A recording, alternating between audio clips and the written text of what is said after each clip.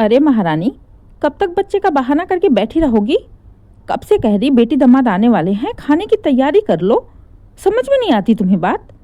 काफी गुस्से में गरजती हुई बोल पड़ी निर्मला जी।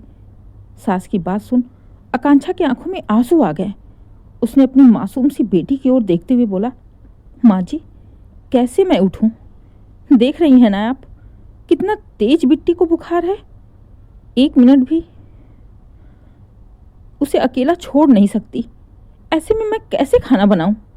आप बाहर से ऑर्डर कर दीजिए। बहू, तुम्हारा दिमाग खराब है? बाहर से ऑर्डर कर दूं? तुम्हारे बाप ने भेजे हैं पैसे बाहर से ऑर्डर करने के लिए? और क्या कर रही हो तुम? बैठ के बिट्टी के पास बैठी हो ना? वो तो सोई है आराम से, तो जाकर खाना बनाओ चुपचाप से। दामाद के सामने मेरी बेइज्जती नहीं होनी चाहिए। जितना सामान बोला है सब कुछ बन जाना चाहिए। और मीठे में तो गाजर का हलवा चाहिए ही चाहिए। कहते हुए गुस्से में निर्मला जी चली गईं और हॉल में जाकर आराम से टीवी बैठकर देखने लगीं। इधर जब आकांक्षा ने देखा कि उसकी बेटी की तबीयत में बिल्कुल सुधार नहीं हो रहा, बुखार और तेज होता जा रहा, बिट्टी बुखार से तप रही है, कराह रही है, तो भागते हुए निर्मला जी के पास जाकर कहती है, माँ जी प्लीज़ जल्दी गाड़ी बुलवा दीजिए। बिट्टी को डॉक्टर के पास ले जाना है, बहुत ज़रूरी हो गया है। बिट्टी को घर की दवाई से कोई आराम नहीं हुआ, बुखार बढ़ता ही जा रहा, बिट्टी तेज तेज कराह रही है। अच्छा, अब बिट्टी को डॉक्टर के पास ले जाने के लिए गाड़ी मंगाकर 1000 रुपये गाड़ी को दूं, 1000 रुपये डॉक्टर की फीस को दूं, फिर 1000 रुपये दवाई की दूं। अच्छा खासा तुमने 5000 का बिल तैयार कर दिया बैठे बैठे। रुको, लेकर आती हूँ मैं दवाई। कहते हुए निर्मला जी मोहल्ले के डॉक्टर के पास से बताकर दवाई ले आती हैं। दवाई खाते ही बिट्टी को उल्टियाँ होने लगीं। बिल्कुल आराम ना हुआ बिट्टी को। वो परेशान हो गई।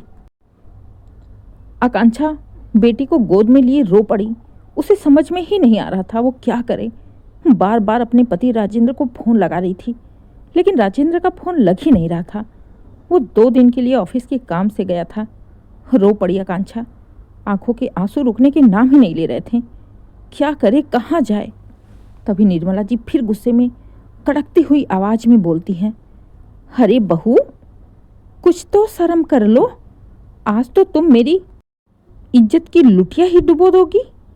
कितनी बार बोला मैंने कि दोपहर होने वाली है, खाने का नामो निशान तक नहीं है, और अभी तक तुमने गाजर का हलवा भी नहीं बनाया।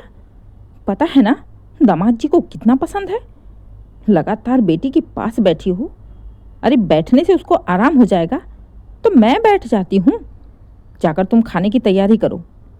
सास की बातें आकांक्षा के दिल को और भी छलनी कर देती। माँ जी, बिट्टी को इस दवाई से कोई आराम नहीं हो रहा। आप प्लीज़ गाड़ी बुला दीजिए। डॉक्टर के पास ले जाना बहुत ज़रूरी है। अगर बिट्टी को कुछ हो गया तो मैं मर जाऊंगी। माँ जी प्लीज़ समझिए, उसकी हालत ख़राब होती जा रही है। अरे बहू, छोटी छोटी बीमारी में तुम लोग इतना घबरा जाते हो, समझ में ही नहीं आता मुझे। अरे दवाई है, धीरे धीरे आराम करेगी। उसे सुला दो, छोड़ दो उसे, धीरे धीरे सोने दो। थोड़ी देर सोएगी तो आराम हो जाएगा। मैंने भी बच्चे पाले हैं, कोई तुम नए में माँ नहीं बनी हो। माँ जी बिट्टी की उल्टियाँ नहीं रुक रही, दवाई कहाँ से पचेगी? माँ जी डॉक्टर को दिखाना बहुत ज़रूरी है। आप समझने की कोशिश क्यों नहीं करती? और बहू, तुम भी समझने की कोशिश करो। मैं बैठी हूँ इसके पास, तुम जाओ खाने की तैयारी करो। आकांक्षा समझ गई कि निर्मला जी के आगे रोग आकर कुछ भी नहीं होगा। खुद तो घर से बाहर निकलना मुश्किल था, बाहर निकलने नहीं देंगी, और वो जाएगी भी तो कहाँ? गाड़ी बुलाएंगी नहीं, ना घर से बाहर जाने देंगी। और राजेंद्र का फ़ोन भी नहीं लग रहा। फ़ोन लगाकर होगा भी क्या? राजेंद्र दूर गए हुए हैं, उन्हें तो आने में ही टाइम लगेगा। जब आकांक्षा को कुछ भी समझ में नहीं आया तो उसने तुरंत अपने भाई को फ़ोन मिलाया और सारी बात बताकर उसे तुरंत बुलाई। भाई के आने से पहले आकांक्षा ने अपना और बिट्टी के कुछ कपड़े पैक कर लिए। करीब आधे घंटे बाद ही आकांक्षा का भाई भी आ जाता है। आकांक्षा के भाई को देखते ही निर्मला जी की भवें तन जाती हैं। अरे बेटा, क्या बात है? माँ जी, वो मुझे दीदी ने बुलाया था, बेटी की तबीयत ठीक नहीं है ना, तो उसे डॉक्टर के पास ले जाना था।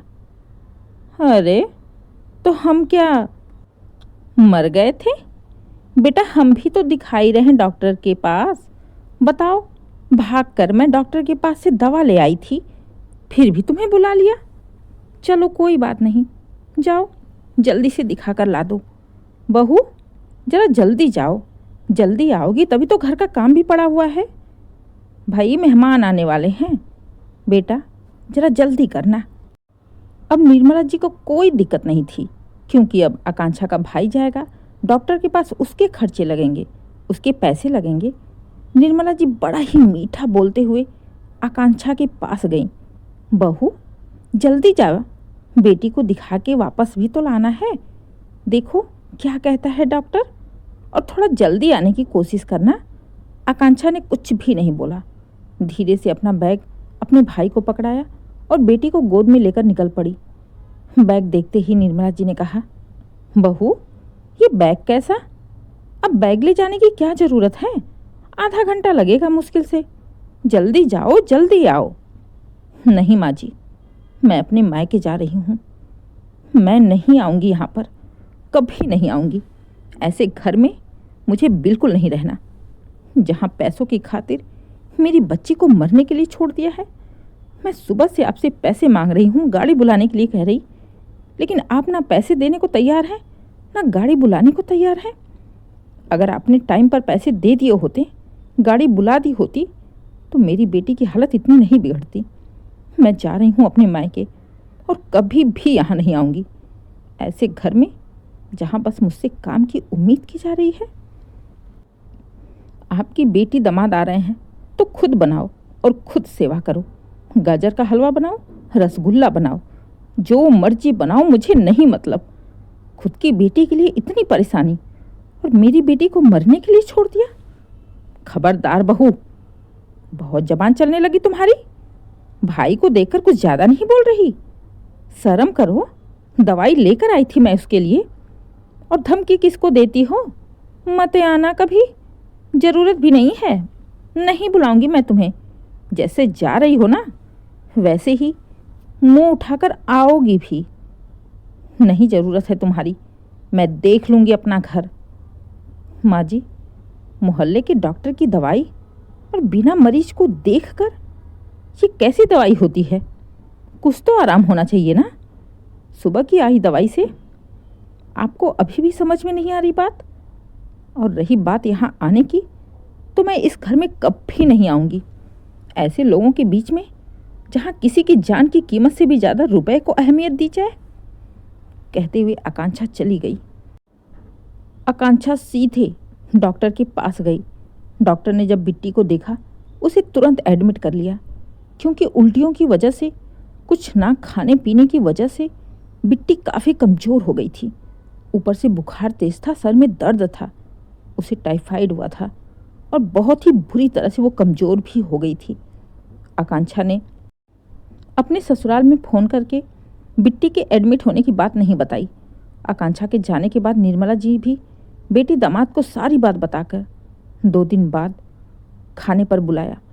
2 दिन बाद जब राजेंद्र आता है तो निर्मला जी अपने हिसाब से राजेंद्र को सारी बातें बता दी।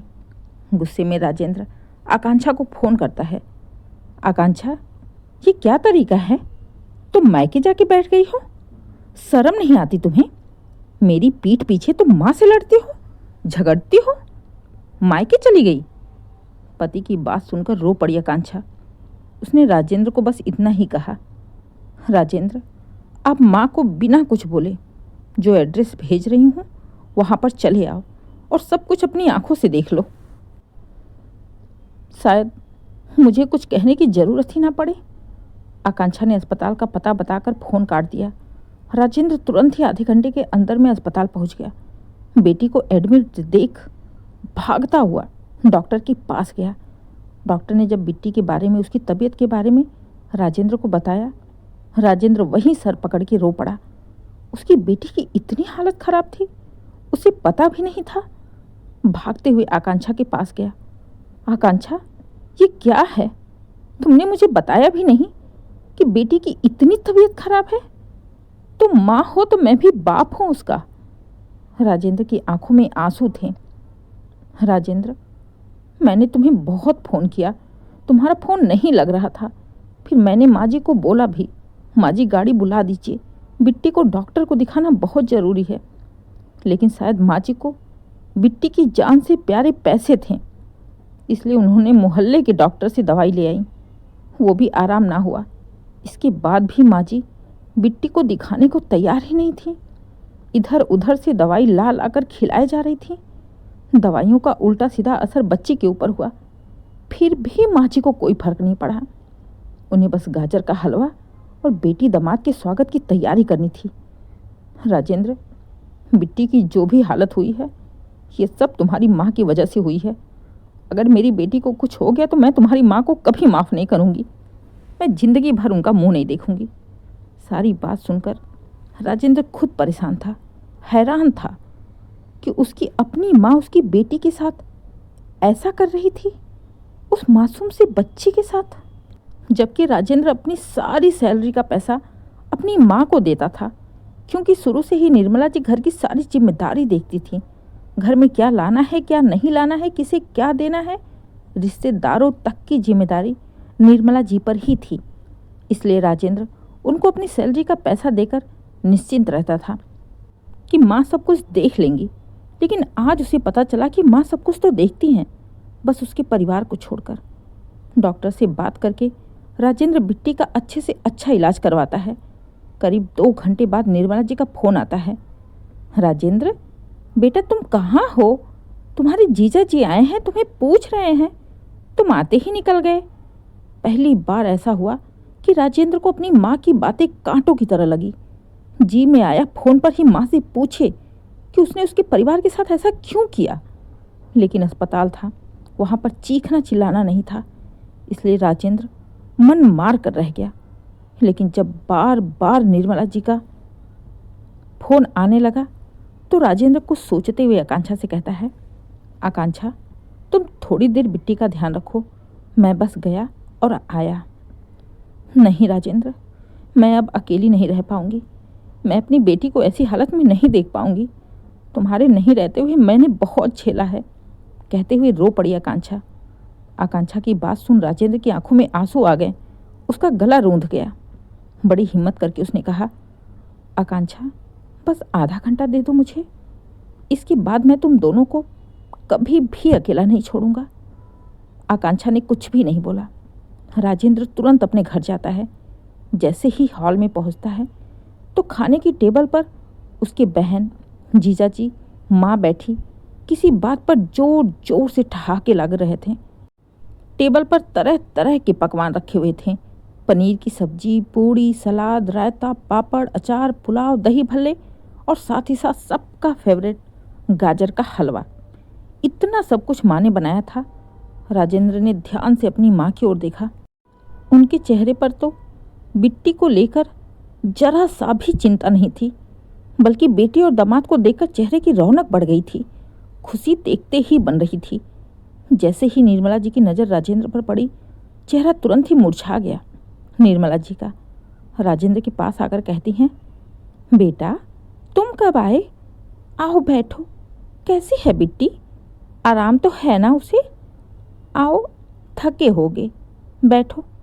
देखो तुम्हारे जीजा जी और दीदी आई हैं, इनके साथ बैठो, बातें करो, मैं तुम्हारा भी खाना लगा देती हूँ।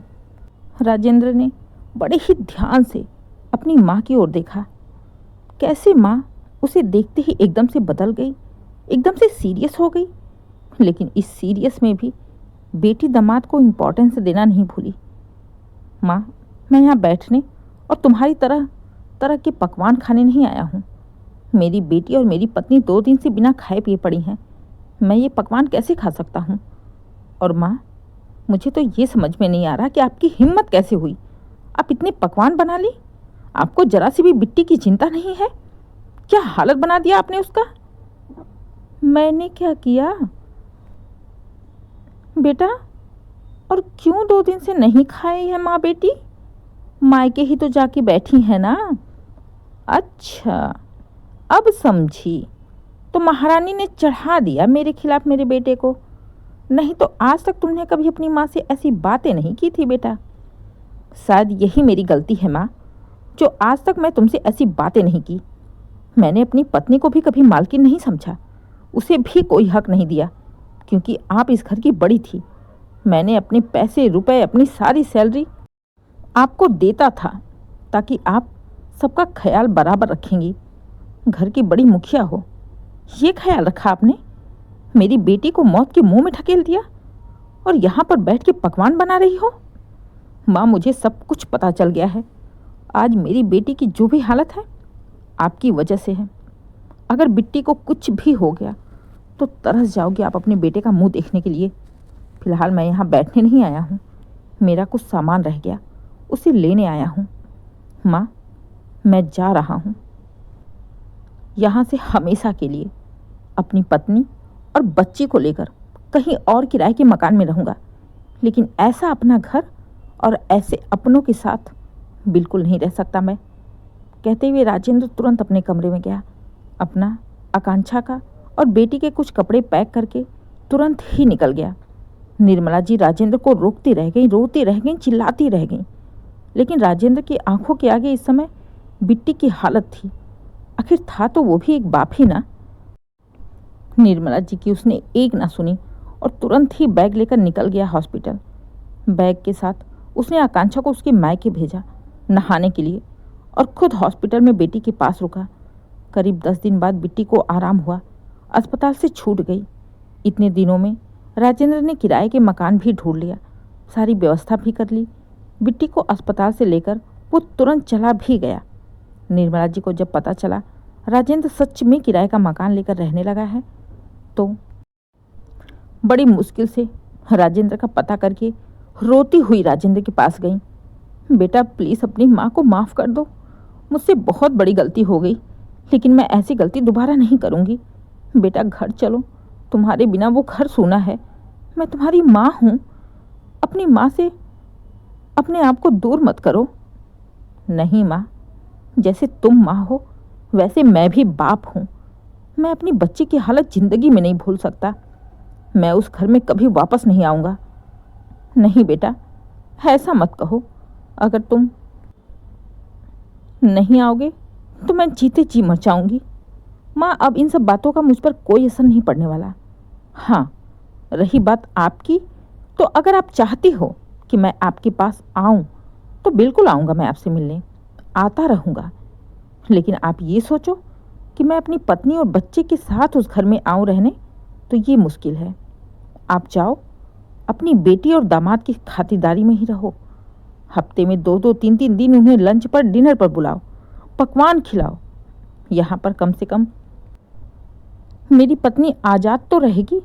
कल को कोई दिक्कत होगी, परेशानी होगी, तो उसके हाथ में 2 पैसे रहेंगे, बाहर निकलने की आज़ादी रहेगी, किसी की मोहताज नहीं रहेगी। खुद गाड़ी बुला सकती है, बच्चे को अस्पताल ले जा सकती है, दिखा सकती है। माँ, अब आप जा सकती हो। मेरी बेटी अभी अभी हॉस्पिटल से आई है, उसे आराम की और अपने माँ बाप की ज़रूरत है। कहते हुए राजेंद्र तुरंत बेटी को लेकर कमरे में चला गया। बेचारी निर्मला जी दरवाजे पर ही खड़ी रह गई। राजेंद्र ने अंदर आने के लिए भी नहीं कहा और ना ही आकांक्षा ने। आकांक्षा को देख निर्मला जी ने कहा, बहू, कम से कम तुम तो समझो, तुम तो समझाओ बेटे को। क्या समझाऊं माँ जी, क्या समझाऊं? भूल गई मैं जो आपने किया मेरे साथ, मेरी बच्ची के साथ। और वैसे भी माँ जी, आप यहाँ क्यों खड़ी हैं? घर जाइए, अपनी बेटी और दामाद को बुलाइए, उनके लिए पकवान बनाइए, गाजर का हलवा बनाइए। आपका दिन तो ऐसे ही कट जाएगा। आपकी ज़िंदगी में बहू, बेटे और पोती के लिए कोई जगह भी है? जाइए अपनी बेटी और दामाद के पास, बनाएं उनकी पसंद के खाने और खिलाएं। हम अपनी नमक रोटी में ही खुश हैं। कहते हुए आकांक्षा भी चली गई। अब निर्मला जी को कुछ भी समझ में नहीं आया। अपना सा मुंह लेकर रोती हुई चुपचाप घर चली आई। आज पहली बार ऐसा हुआ था कि राजेंद्र ने उनकी बात नहीं मानी थी और बहू ने उनके सामने जबान खोली थी। बेटी दामाद के चलते, बेटी दामाद के प्यार में आज निर्मला जी अपने बेटे, बहू और पोती को खो चुकी थीं।